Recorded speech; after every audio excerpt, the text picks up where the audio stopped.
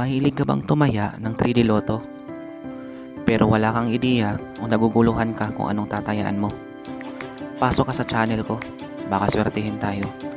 Magbibigay ako ng tips kung anong magandang numero sa pamamagitan ng sariling strategy at pamamaraan ko. Pero advice ko lang po, huwag niyo pong iasa ang lahat sa larong ito. Dahil ito ay swerte-swerte lamang. Paki-subscribe na lang din po ng aking channel at paki-click ang bell icon para ma-update kayo sa mga susunod kong mga video. Maraming salamat po. Hello guys, good morning.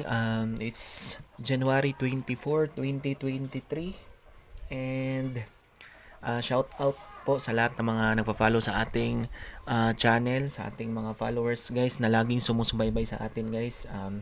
Thank you so much. And yung last na din wrap ko po na pa-maintain, sayang na sayang talaga kasi nag-slide po kasi yung binigay natin is yung 7-3. So rumble sana kahapon sa 173 tsaka 271 pero nag-slide talaga guys. So sayang na sayang yun, di ba?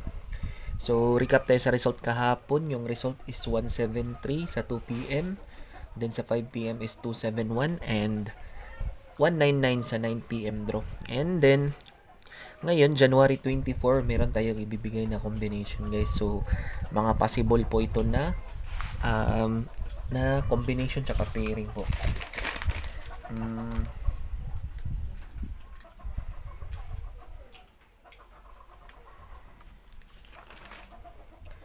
Meron pa ako nadidetect na coming pairs po na 6-6. Meron pong 6-6 na pairing eh. So double 6 po yan. So tsaka na natin i-mention yung combination, possible combination niya.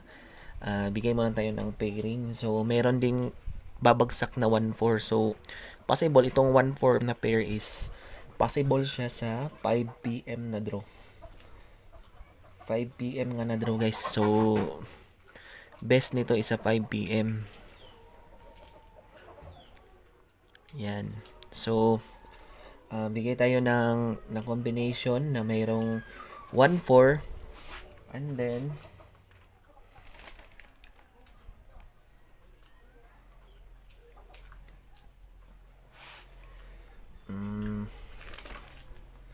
tsaka bigay ako ng highlight na combination guys. Yung 6-6 na pairing possible talaga guys. Then dalawa pala yung nakikita kong possible na babagsak ngayong 2 PM draw is sa 2 PM draw possible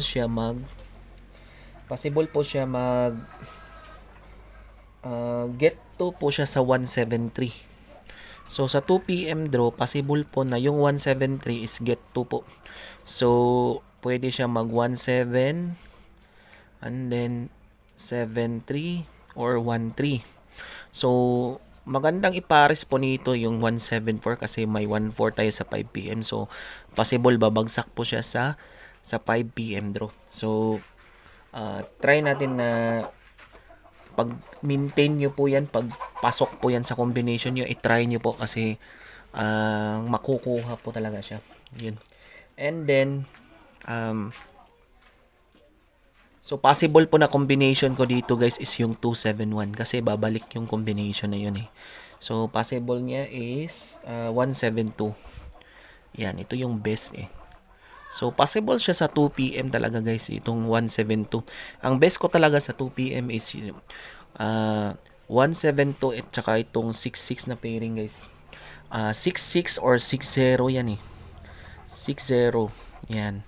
Pwede siya mag 60, pwede din siya mag 66 pero possible siya sa 66 na pairing eh. So, yung 66 na pairing guys, possible siya sa yung combination ko po dito is 676. Yan, target rumble.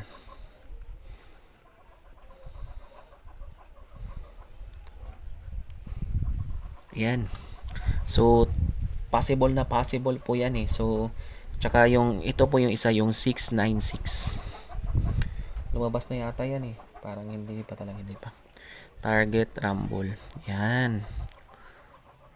Ito yung dalawang pairing ko po sa 6-6. Pag nag 6-0 siya, pwede po siya maging 6-0-4, pero para sa akin, malaking chance yung 6-6 na pairing ngayon guys eh. So, pwede siya mag 6-0-4 sa pag nag 6-0 siya. Tapos yung 1-4 guys sa 5 p.m.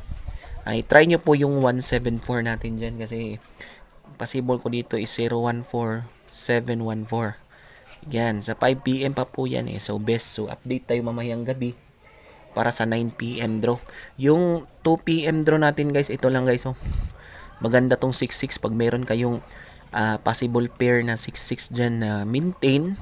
I-try nyo po. Tapos ito pong 1-7-2. Result to kahapon. So possible talaga na babalik to guys.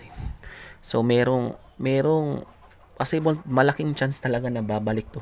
So hoping na maglabas po siya agad. So ayan po, yung 7-3 possible po ngayong 2 p.m.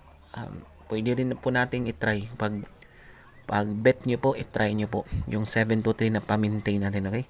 And then that's it, and update lang po ako mamaya para sa ating possible combinations, pairings, and maintains po, yun po. And salamat po sa mga lahat ng mga nagsusubaybay sa atin, sa mga laging nagsusuporta sa ating channel guys, and we hope to win and wish you all the best.